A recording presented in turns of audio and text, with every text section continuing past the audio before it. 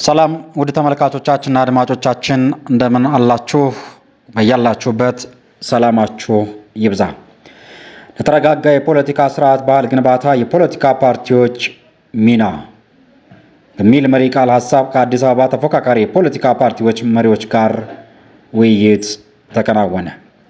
ከለውጥ ወዲህ እንደ ሀገርም ሆነ እንደ አዲስ አበባ ከተማ አስተዳደር በገዢው ፓርቲና ተፎካካሪ የፖለቲካ ፓርቲዎች መካከል ያለው የፖለቲካ ሐሳብ ልዩነት እንደተጠበቀ ሆኖ በሀገራዊና በከተማ አቀፍ የጋራ ጉዳዮች ዙሪያ ተግባቦት እየፈጠርን ተቀራርበን የመስራት ባህልን እየገነባን ነው።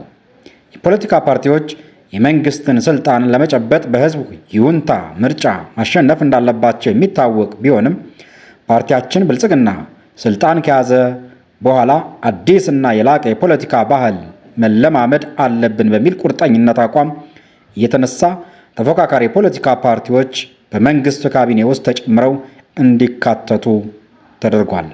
አብረንም በመስራት አዲስ የፖለቲካ ባህል በተጨባጭ እየገነባን ነው።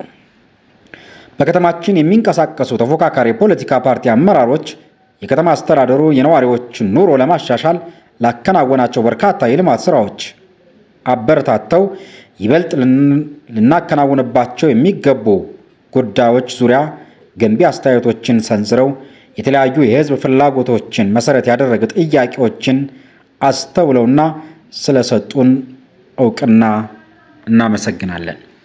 እኛ እንደ ክፍለ ከተማ አስተዳደር የጀመርነውን አወንታዊ መስተጋብር ማሳለጥ እንዲሁም የህዝብ ፍላጎቶችን መሰረት ያደረገ ስራዎችን በፍጥነትና በጥራት መስራት አጠናክረን እንደምንቀጥል አረጋግጠንላቸዋል።